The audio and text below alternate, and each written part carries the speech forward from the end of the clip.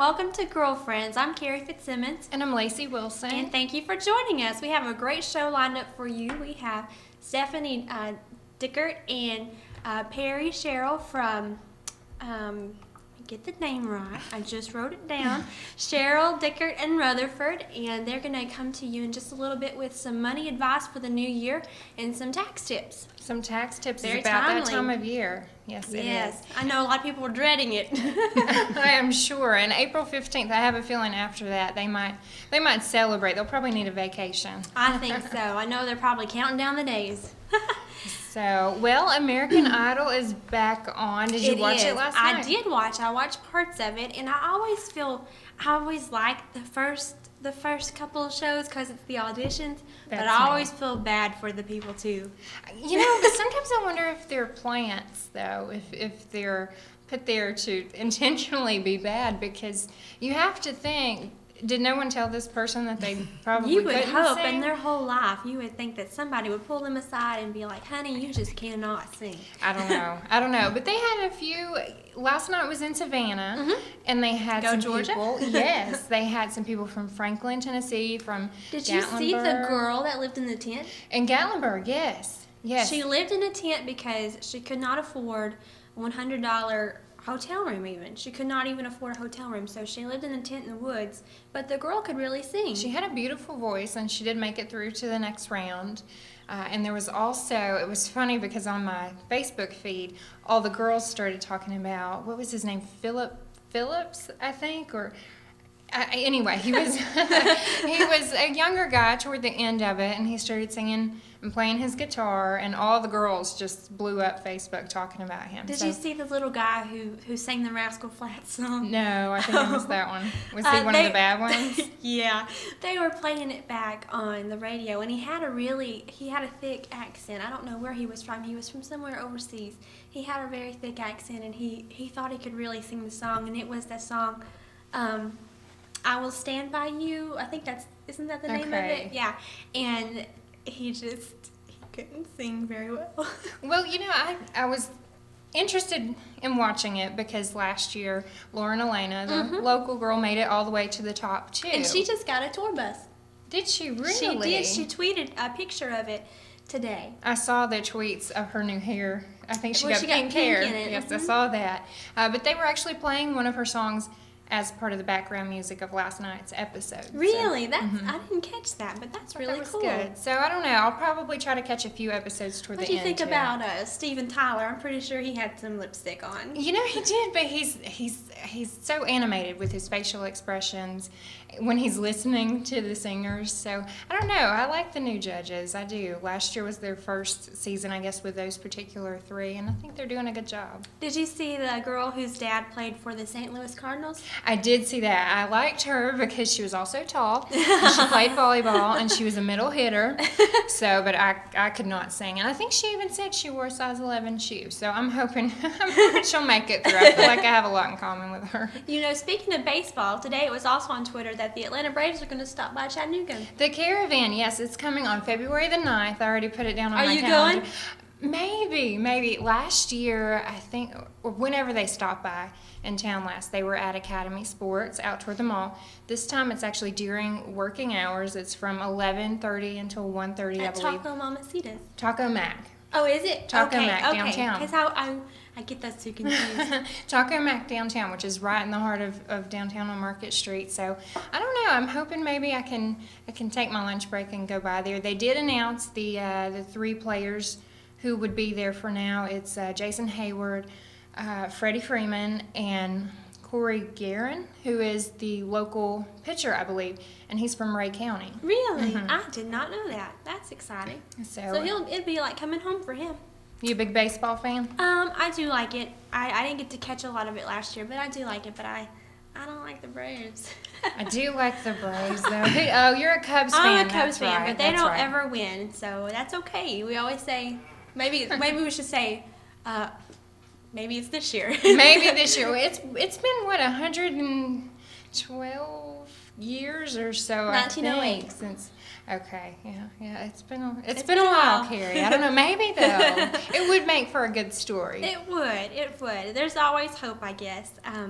So Speaking of sports, I know maybe some of our female viewers may not be big sports fans, but there's been some big talk lately about Tim Tebow. you know, it's a bandwagon thing. You think? They jump on the bandwagon of whoever's winning, and then as soon as they start losing, I think the last game that they lost against Tom Brady's team. New England. Yes, okay, Tom Brady's team. I know the quarterback names, but so they automatically started talking about whether or not Tim Tebow should be starting.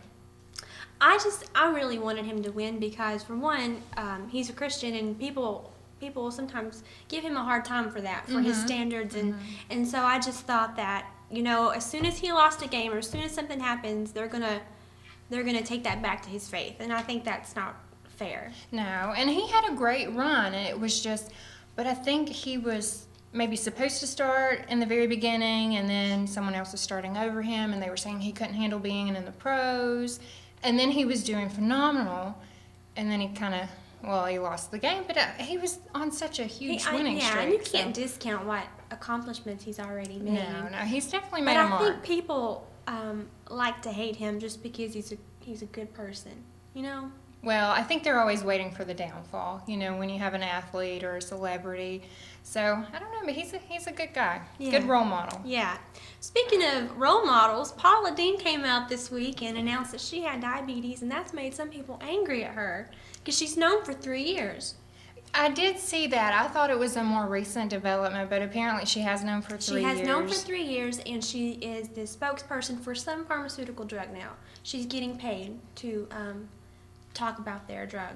Well, what was the other chef's name who was very critical? I can't think of it, but I know who you're talking about. Earlier this year because of the way that she cooked, and everyone came out in defense of her, and now she's saying, she has type 2 diabetes though, and I did see one of my dear friends is diabetic, and so is my dad, and they both have type 1 diabetes, and they're very thin people.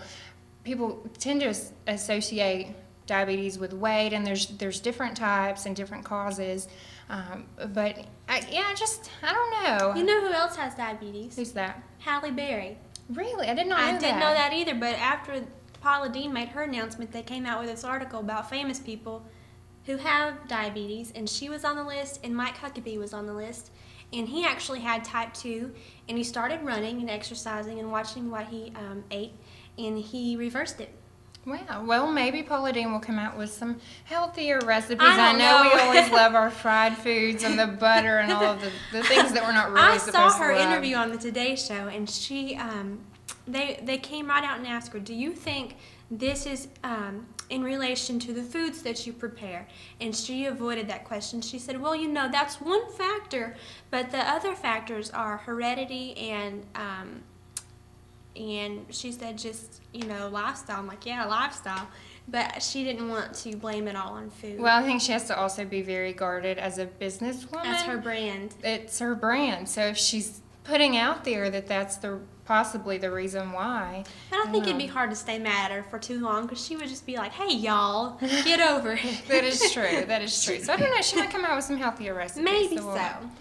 You know who is not on a good list right now? He's actually on a lot of people's bad list. Yes. Is the captain of this cruise ship. Yeah. Yeah. He just completely abandoned it. And they said today that he claims that he tripped and fell off the boat. That's why he left. I heard he tripped and fell off the boat and landed in a lifeboat. That's not... How do you do that? How do you do that? But they were showing the pictures, and we were talking about this at work, and people were saying, how could you not swim to shore? It looks so close. But keep in mind, I think this happened at night, and I read, and I don't know how valid it is, but the water was on down in the teens. So it was cold. They're calling it a repeat of the Titanic. I don't think it's that dramatic. Far. No, if you can see land, it's not a repeat of the Titanic by any means. But there are still 29 people missing, and they've had to postpone the search and rescue or search and recovery. But he's actually under house arrest. I mean, this is a big deal. He'll get jail time for this. You're supposed to stay on your ship. I mean, that's almost like an oath that you take in that industry. So. And I just feel bad for the people. I mean, it wasn't a huge number of fatalities, but still people died, That's not good. That's I think sad. there were 6 or so, 5 or 6 confirmed, and then there's still the 29 They're missing. still missing. Okay. Well, So, and then have they not given them much hope to find this 20? I don't think so, but I think the shifting of the water and the currents were kind of hindering their search efforts. But I did hear that he was actually possibly dining with another woman. He's married. He's Yes, married. but He was dining with another woman, Yes. and now He's the hated ultimate by a lot of punishment. people. But the ultimate punishment, I think, far worse than going to jail. He's now on house arrest. With his wife. Probably. So I don't know. I think he's probably getting punished. Well, I don't want to say well beyond, but he's definitely getting some punishment right now, I'm sure. It's a sad situation, but anyway, well, we've got a good show lined up tonight. We do. I'm really excited to learn about some tax tips. I have to be honest, that's not one of my strong suits. So I'm excited to hear what knowledgeable tips they I have. always say there's a reason I majored in communication, not It's the math. right brain versus the left Yeah. brain, maybe. I don't know. I'm not a very big numbers person, so I'm excited to hear what they have to say too. But before we get to that, we're going to take a quick commercial break. Did you know that motor vehicle crashes are the leading cause of death for U.S. teens, accounting for more than 1 in 3 deaths in this age group? In 2009, 8 teens ages 16 to 19 died every day from motor vehicle injuries. Per mile driven, teen drivers ages 16 to 19 are 4 times more likely than older drivers to crash. If you want to learn more about lowering this statistic, contact Jonna Pritt with Liberty Mutual, 894-1237. And you can see Jonna this weekend at the bridal show at the Chattanooga Convention Center. She'll be there with Liberty Mutual. They have giveaways, so go by and see her and tell her that you saw her ad on Girlfriends for a chance to win something.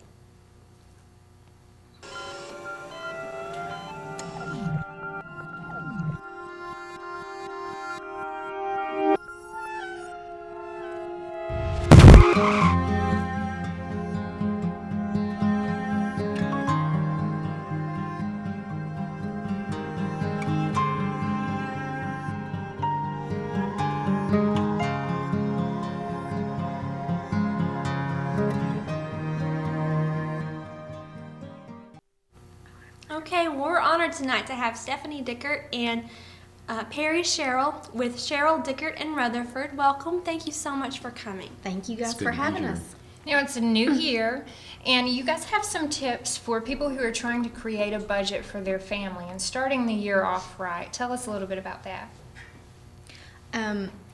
You want to make sure that you're budgeting for all the important things. And by that I mean you need a roof over your head, you need a way to get back and forth to work, you need insurance to cover you should something happen to you, and then you need food on the table. You need lights and water. Everything else after that is fun stuff. So you need to make sure that you get all those things covered. The hardest part of a budget is not being afraid of where you are. And people are like, well, what if I know I get my paycheck and I don't have any money left? Well, a lot of times what you find is it's not that the paycheck isn't big enough, they just don't know where it's going. So sitting down and writing down, this is what I pay for this every month, and then put the pay in there and find out what's left, and you'll be amazed.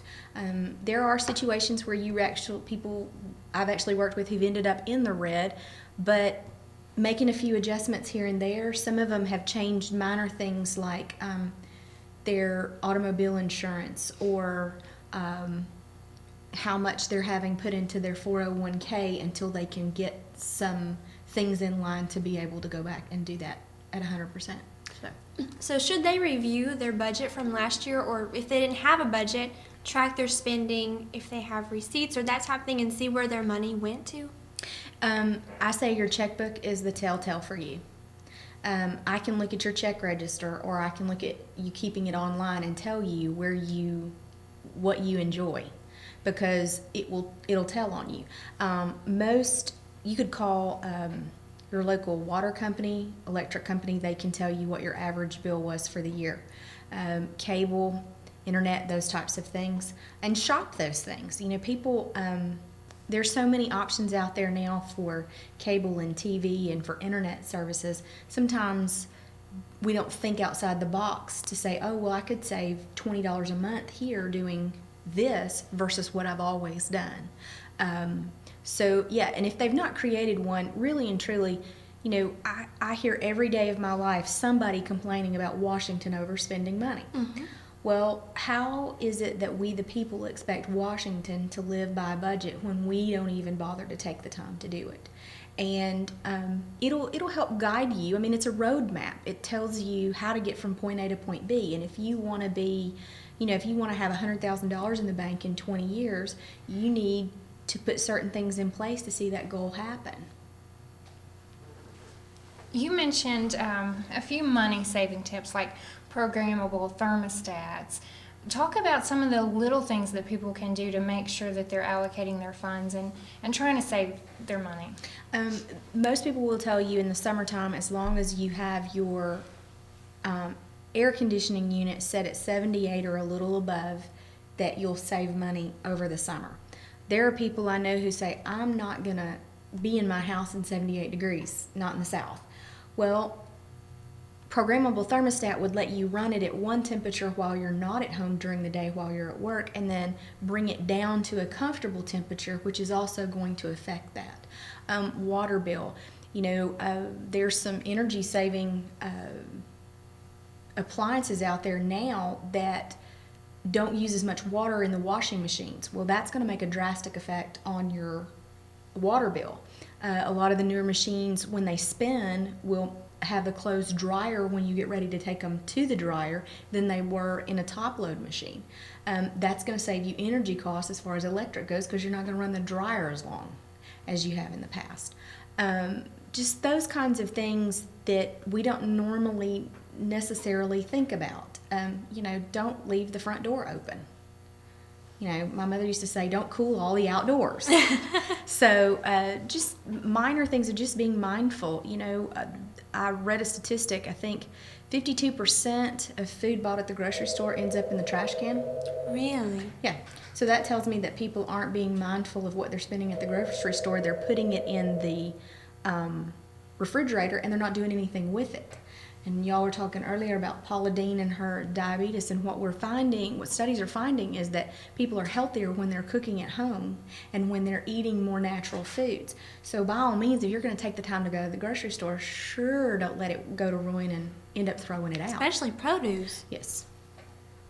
Well, one of your tips is don't spend more than you make. And I was listening to Andy Stanley, and he had some good tips on, he did a study called guardrails. And he said one way to, you know, guardrails in your relationships is to talk about budgeting. And he said some people spend 95% of their paycheck, some people spend 105% of their paycheck. And he said that gets to be a problem. Maybe not now, but down the road it'll eventually be a problem. So how can you give people advice on what percentage they should keep of their paycheck and what percentage they should save? I guess it's a case-by-case basis, but generally speaking. It is. You want to get where you're, I tell everybody, attempt to start out at 10%. That's the minimum. You need an emergency fund. Tires wear out, engines act up, bumps and bruises happen, and there's co-pays and things like that. So you need to make sure that you've got money set aside. Otherwise, you're going to be using plastic or some other form of credit to make that happen. One of the biggest success stories I can tell you is people who have it automatically withdrawn from their paycheck.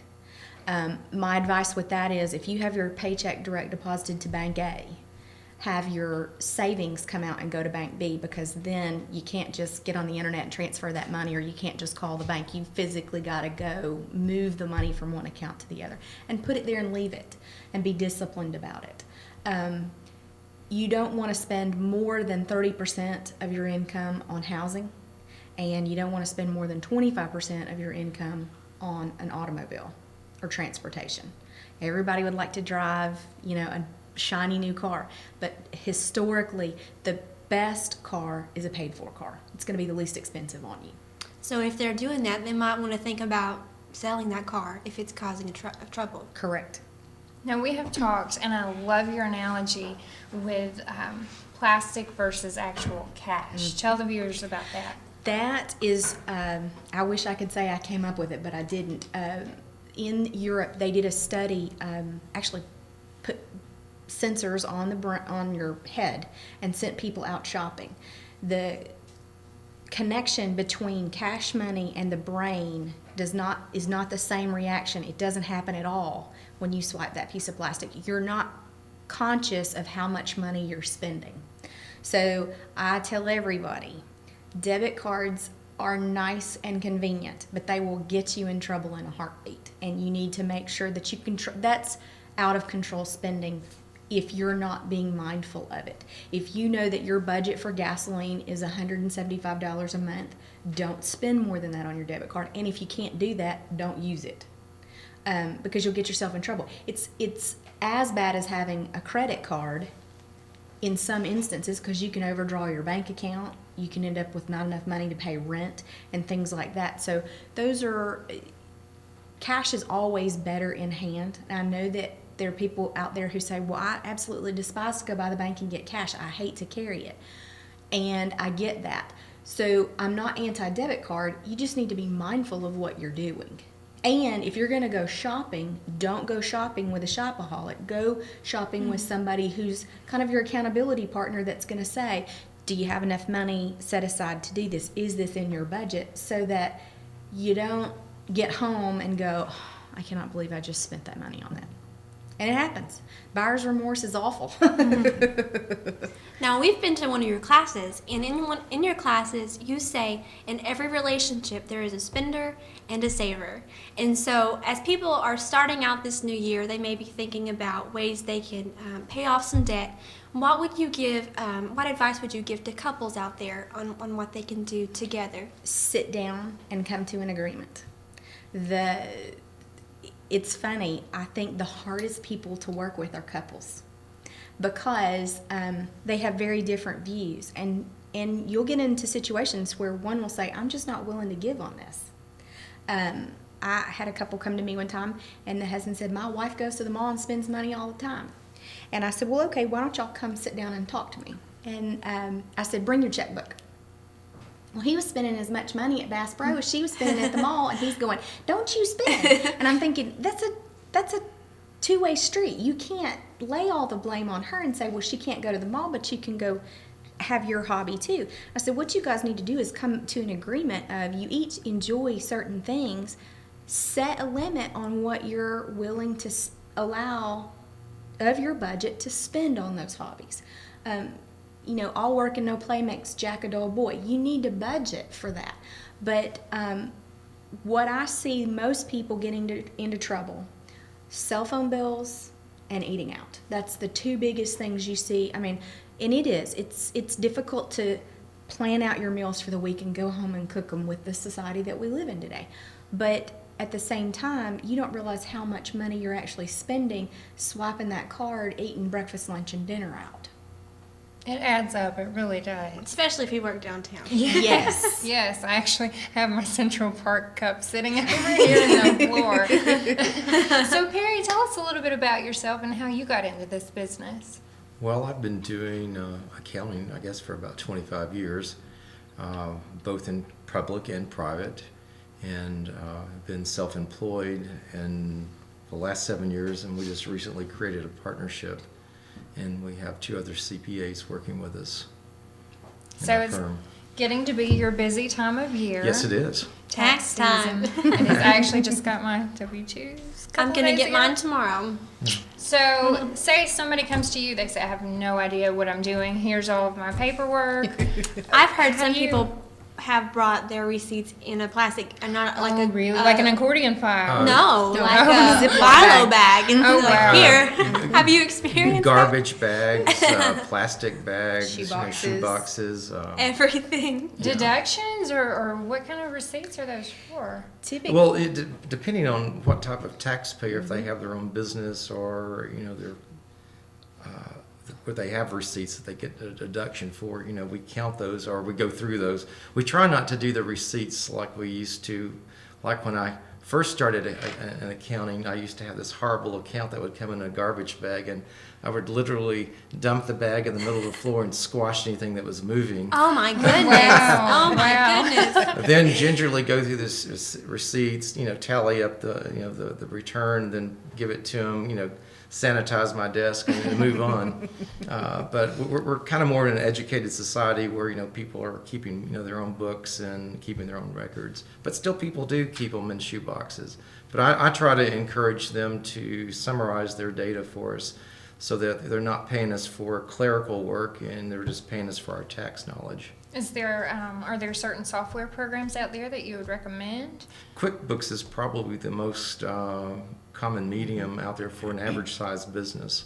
There's other softwares, but they get a little And bit more Quicken is the pricey. equivalent for a personal finance. Quicken right? would be like your checkbook online, or the computer. Or Mint, if you're talking personal. Oh, Mint.com. Mint.com, yes. .com. And that will actually send you alerts when your bank account starts getting low, or if you categorize your items, it will say, You're overspending mine here. tends to say you're spending too much on crafts, because I like the craft store. But Now, you've given us a list of deductions that people may not think about. In particular, I am interested in the student loan interest and energy credits. Can you talk a little bit about those things? Yeah, the student loan interest is where, when you went to school, you got a government loan and now you're paying it back. That interest is deductible.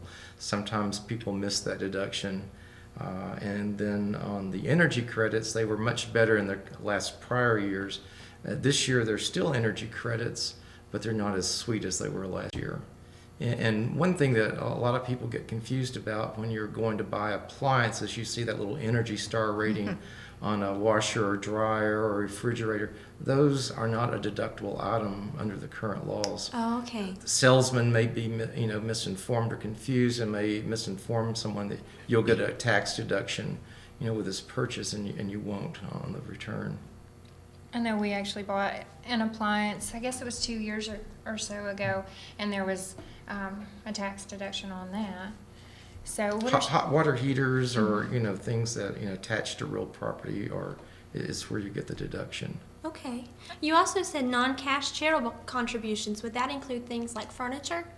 Yes, we usually send out a letter to our clients, in December, sometime, towards the end of the year. This is the time to go through your closet, all the clothes, your children's toys, anything that's no longer useful. It's a good time to clean out the house. You can take those to your local charity, and you can actually, if you can itemize, you can get a tax deduction for those donations. And you, as the giver, determine the value of those within reason for your charitable deduction. One of the things we've done this year, we actually put a link on our website to a online program that you just create a username and password. You go through and select the item that you're donating. Say you're donating a washer and dryer. It'll bring up washer and dryers, and it'll talk about the stackable unit or the side-by-side. It'll give you good, fair, or poor condition, and it will assign a value for you. When you're done with it, you can print out your list, and it'll actually give you your total deductible amount. But again, you need to be able to itemize to get maximum benefit for that. and there's Habitat for Humanity Restore in Chattanooga, and Good you can places. take your furniture, your appliances, even fireplaces, building materials, and that sort of thing there. Well, what we experienced here, in with the tornadoes in April, there were folks who were going to their closets and pulling out things and taking those and donating them. So that would count. Okay. As long as you need to get a donation receipt from wherever you're going to donate it. Goodwill, the Ark here in Fort Oglethorpe, places like that will give you a donation letter, and then you'll have to put on there what the value is. So you can actually itemize the clothing that you donate to as well. Now, you recommend e-filing. Is that right? Yes. The reason for e-filing, it goes electronically to the IRS, and if you're No postmark. no postage, it doesn't get lost in the mail, and you'll get a confirmation back from the IRS that they've actually received your return. which is, I mean, if you can imagine how many returns the IRS processes each year, some things do get lost in the mail. And you may not know that until September when they say, oh, by the way, We never got we it. haven't got your return and you're going to owe us Oh, a penalty goodness. for not filing it timely. I would imagine it would speed up your return as Yes. well. Right now, if you're e-filing, you're about a 7 to 10 day window to getting your refund back Oh, wow. from the IRS. Is there an extra charge? We don't charge for e-filing. Some preparers do, but we don't. That's part of our tax software package, so we don't pass any cost on to the taxpayer. It's good to know. Now, okay, tax credits, when you get your refund back, we've talked a little bit about savings, but 9 times out of 10, I even heard someone at work the other day talking about what they were planning to do with their taxes when they got it back. It's almost counting your chickens before they hatch. How do you advise people on the best way to, I guess, make the most out of their return? Well, let me make this abundantly clear. Really and truly, you shouldn't get any money back and you shouldn't owe any money. If you're managing your tax bracket correctly and you're managing your W-4 correctly, you want to go home throughout the year with the most amount of money you can. But there are people, again, who aren't disciplined to be able to save all year, so that is their vacation fund, or that's their, I'm going to get the car fixed or tires for the car. You're not earning any interest on that money while the IRS holds it all year long. And there's going to be situations where you may have it down to a science, and then you have a child, or you adopt a child, or you have a change in marital status.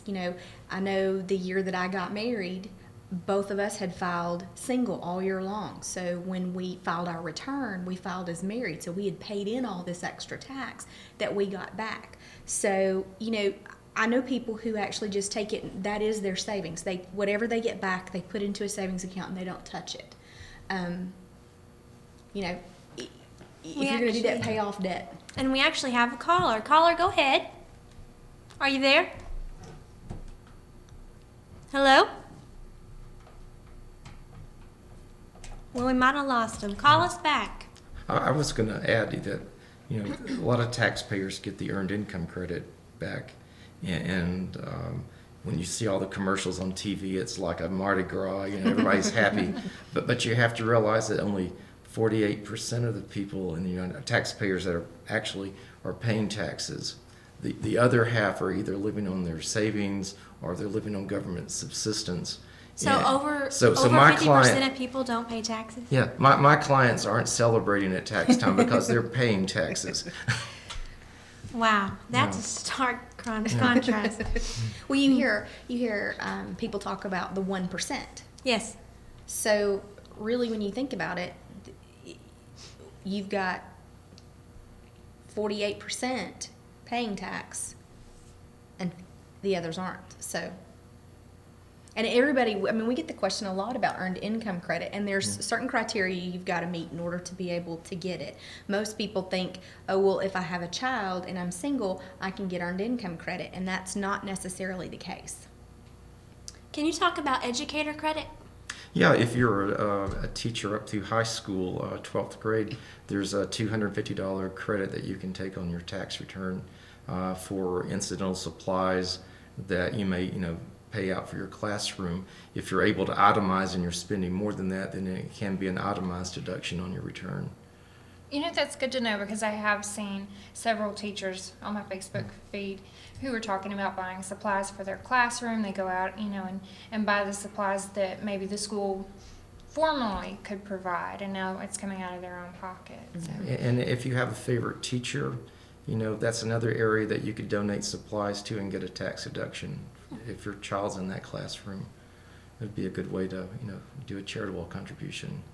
Very good to know. So we talked a little bit before. We have Jonna, who's advertising with us this month, and she's an insurance agent, and you recommend that people shop insurance this time of year. I recommend that each year you need to just look around and see, because insurance companies change their criteria. Example, when the hurricane will hit in Florida, you'll see and if certain companies have a lot of people insured, you'll see that rate change. So we recommend that you do that. Make sure that you've got, we were talking earlier about the budget, about life insurance. Shop that as well. You need it. The end. You don't want to leave, even if you're single, and you own a home, or even if you don't want to leave people with expenses when you leave. And a lot of people don't think about that. I think that's one of the things in a budget most people overlook is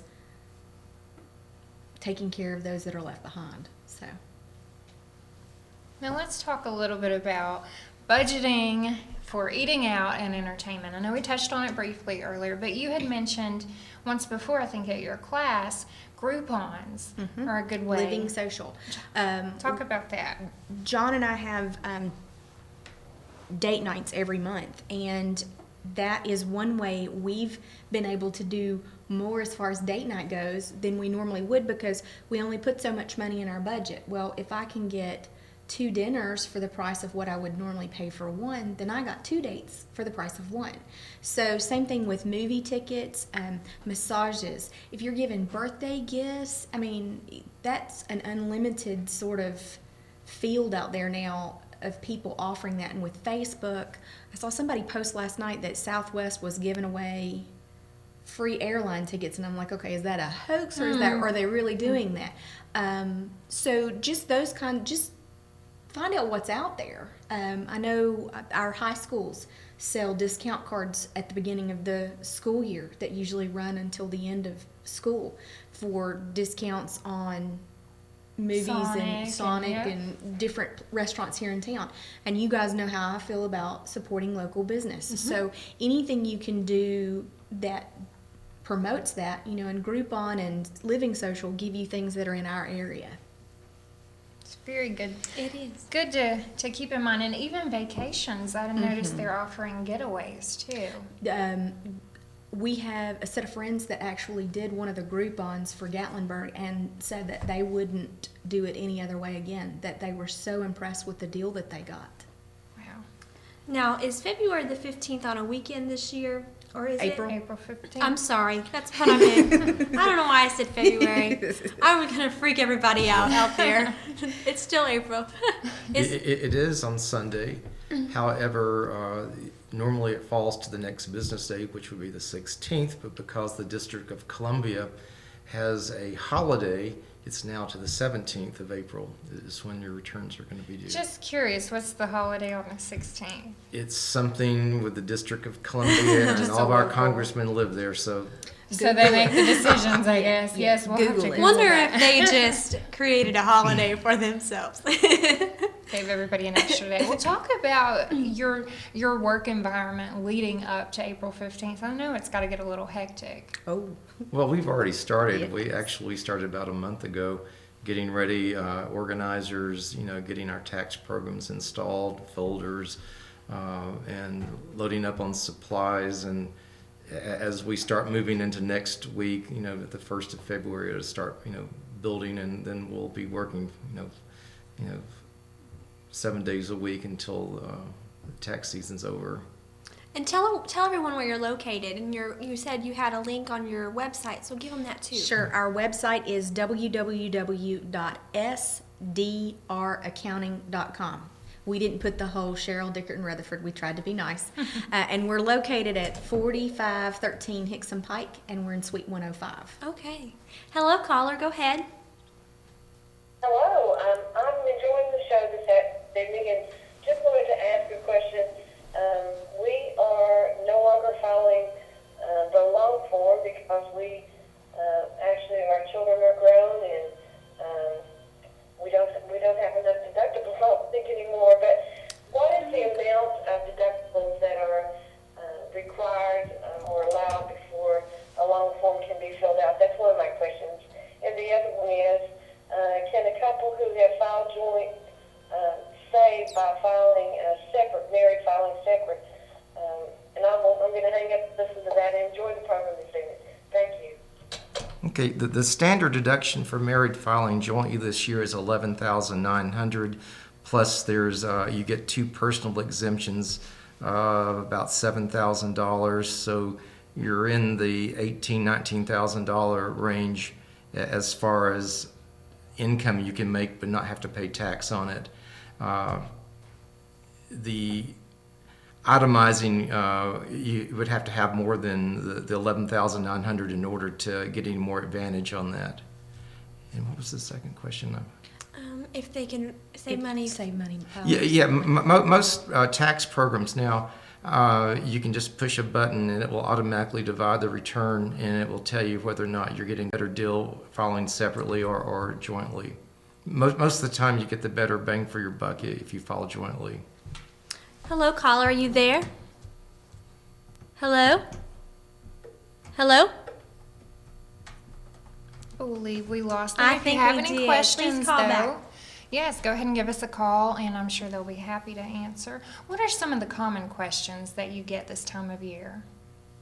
What can I deduct? Or can I deduct this?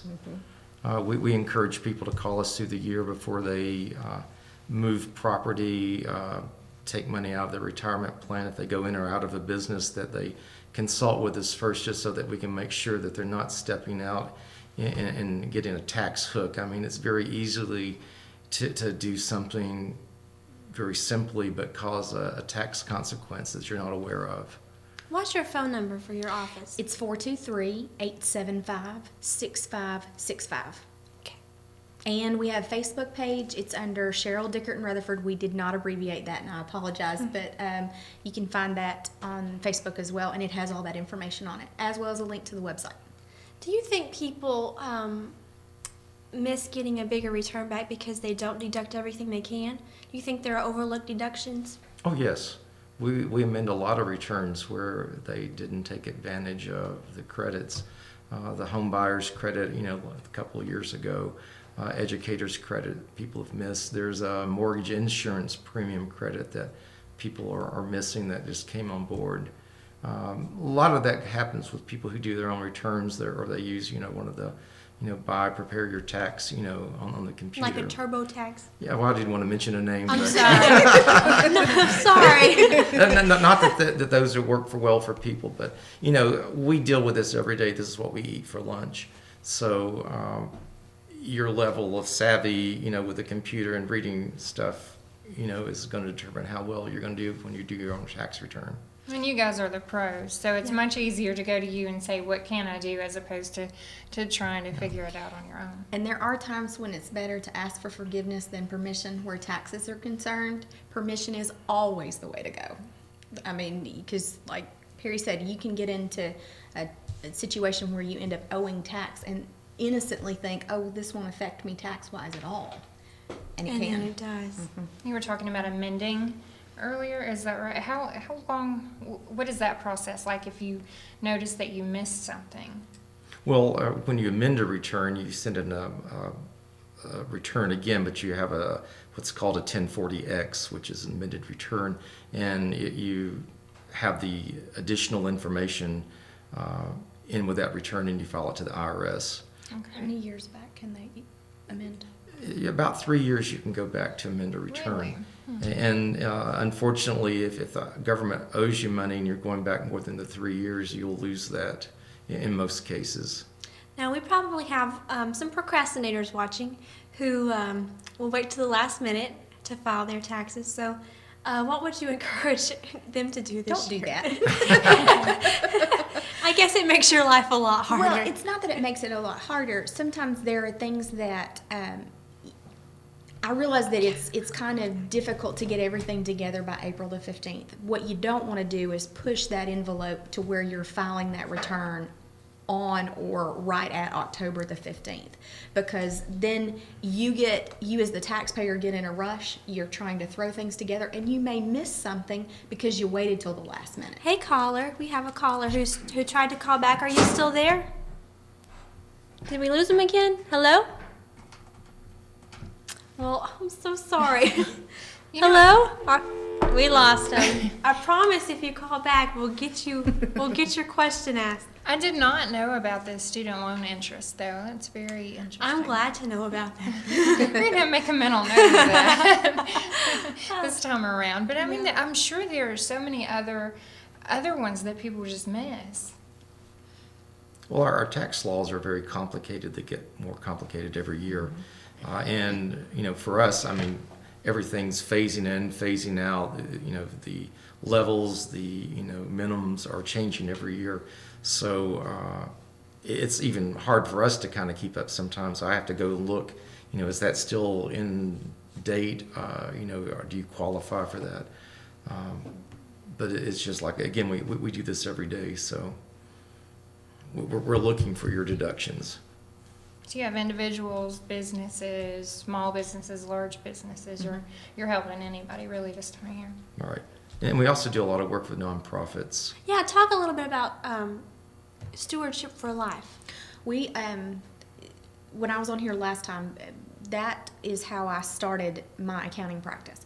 What we're hoping to do in the future is take it to a not-for-profit status where we can help low income with tax preparing and any issues they may have with the IRS. But it'll also allow us to open a door to do education where people who are having issues either with their taxes or with their finances will be able to offer them education.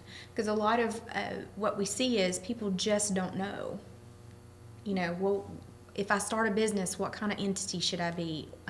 Or they'll come in after they've created the entity and say, hey, so-and-so told me I should be a corporation, so now I am. Not knowing all of the reporting and the requirements for being a corporation, and their type of business might have just as well been a sole proprietorship, or if you guys went in together as a partnership versus a corporation. So we get that a whole lot. Here we've made this mess, can you fix it? So The Money 101 class that we attended was very informative. It was. I learned a lot from them. Are you planning on doing any more of those? I am, and we will probably start those once we kind of get towards April. I'm thinking sometime after March the 15th, we'll do another one. That'll give people an opportunity to kind of get their taxes filed and begin. You start out in the new year, you say, oh, okay, I'm going to exercise every day. I'm not going to spend money in these areas, and I'm going to create a budget. I'm going to do this. And that kind of gives you that time to get what you really want to put in practice this year, moving in that And direction. hopefully by February, you're still sticking with it. Yes. Yes. Well, some people, I was just gonna ask you something, and it left me. It was about taxes. Maybe it'll come back. The class was very It was informative, though, because you also recommended that they bring maybe their debt, their bills, and so they could kind of figure out, like you said at the very beginning, where their money is going. And I think that's probably the first step. That's one of the last little bits of the class, and I schedule that time on purpose because if I can make you do that while you're sitting in class, chances are you'll continue to do it when you leave. Caller again. Sure. Hi, caller. Go ahead. Hello? Hello? Are you there? We're having some trouble with the phone lines tonight. Yes, now I remember my question. Some people have yard sales. They're supposed to count that money on their tax return. Is that correct? Well, that's probably if it's a once a year type thing, it wouldn't be something that I would include on a tax return. I mean, that may not be what IRS would look at, but unless the volume of money. If you're making a couple of $100. Every couple of weeks, yeah. if there was a lady in our area that was having garage sales every week, and they forced her to get a license and start reporting. But normally once in a blue moon you're having a yard sale. That I don't think the IRS is going to be looking for that money. Well, I was wondering too. I mean, if you paid you've paid sales tax on those items up front. Yeah. How does that work? I mean, if you're reselling it though. Well, if you're in a business, you're going to pay, do the sales tax. But if you're doing a one-time event and you're not in the business of selling, then the state or revenue are not going to make you, report that income. There's a yard sale. Now, if you went out with a yard sale and you sold like, well, I'm selling my yacht, I'm selling, my car, then it puts you in a different category. But, household items, your, church, that's I wouldn't see that as an income item. I do have a quick question too. I work at a nonprofit, and we have done several giveaways before, and sometimes the items were donated to us. We don't do as many large-scale items now because what we found is people would, depending on the value of it, they would have to claim it as taxable income. What is the limit? I believe it's $600 or so if you, like a prize, if you were to win something. I guess people need to keep that in the back of their minds if they enter into drawings or sweepstakes, or if they were to go on a game show. Yeah, it would be taxable if you bought a ticket. I had a client that won the St. Jude house. I think it was like a $240,000 estimated fair market value, and that's what we had to put on their income that year. So they actually paid tax on the $240,000. So it puts them in a totally different bracket. Yes. Okay. How And about if you want a car? Same thing? Yes, you'd have to include it as income. Wasn't there something on the news a couple of weeks ago? A guy won a Ferrari or a Lamborghini, something crazy, and was going to sell it because he couldn't afford the taxes on Oh, it. And my then he goodness. wrecked it within 6 hours of Oh, winning wow. That is not okay. Well, and a lot of times they'll have a non-transferable clause too when they accept the prize. So it. You can't pass that to someone. Right. Okay, maybe. Hello? Hello? I think something's wrong with the. With the phone. Well, maybe not our phone, but can you hear us? Hello? Maybe they could call from a different number. Maybe so. I hate that we can't take their question. We're trying. So as far as doing your own taxes, do you actually do your own, or do you get some help? So he does yours. Do you do his? Nope. No. He does his own, and he's comfortable doing that. I said, no, I don't think I want to. I don't mind helping people budget, don't mind helping them set up their QuickBooks, make sure that they've got good controls in place, but I want somebody else looking over my shoulder going, hey, did you think about, because, even we, like you said, we've got books that we get every year to make sure that we're not missing anything. It's a second set of eyes. Correct. That's always good. I know I couldn't do it on my own. I definitely wouldn't feel comfortable. Well, and you guys were talking about winning things. I was reading something a couple weeks ago. We get a publication from one of our associations that was talking about somebody that had a hobby, and they were selling things as a hobby. The IRS came back and said, oh, that's not a hobby, that's a business, and now you've got to have a business license and you've got to pay tax on this. So there are things that you need to be careful as far as that goes, the difference between a hobby and a business. Hello? Hello? We just keep having some trouble. We're out of that trying so phone hard, line. but We're it's trying just- to take your call. It's just not working out for us tonight. Well, any last minute words of wisdom before we wrap up and remind people where they can find you? Keep good records.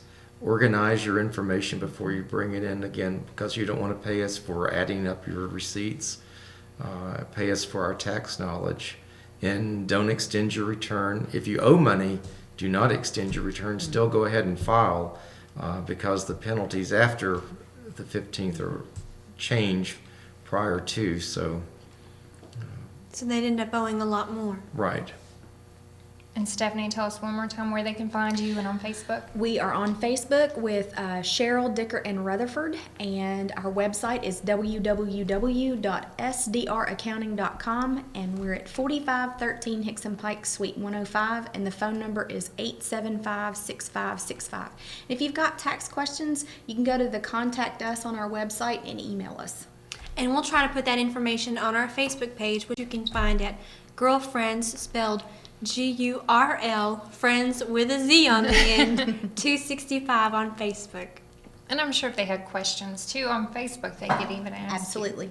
Okay, good deal. Well, good luck with your tax season, and good luck to you. Carrie and Stephanie, thank you so Thank much. you. You're welcome. Thanks for having us. Carrie, next week we actually will not be here. No, we will. Oh, be. we will be here next week. We'll It's be the here. week I won't after. be here. You'll be here. I'll be here. I actually think we're going to be talking about some winter tips, how to winterize your home, and also some winter crafts, a few things like that. And then You the gonna have any following recipes week- to share? I think so. My friend is coming on the show with me, and we're going to talk about maybe some soups or hot chocolate that will Be keep fun. you warm. Yes. I hate that I'm gonna miss it, but I know. I'll We will watch it definitely record. miss you. We Record will. it for me. Well, and on February the 9th, we're very, very excited. We actually have our good friend David Carroll from WRCB in Chattanooga, and he will be here with his new book. He has a book out now, and it's about the history of television broadcasters, radio personalities. It goes Such way a back. good book. We had the opportunity to hear him speak this week, and he did a phenomenal job. You know, and I'll give you a little bit of a teaser. I bet you don't know which Andy Griffith star got his start right here in the Chattanooga area. Maybe we could do a giveaway if they find out. Maybe so. That would be a good idea. Be a good idea. So be researching it on February the 9th. Call us. He'll be here. So, well, thank you all for tuning in tonight. Carrie, it's been a blast. It has. Thank you guys again for coming. We'll see you next time.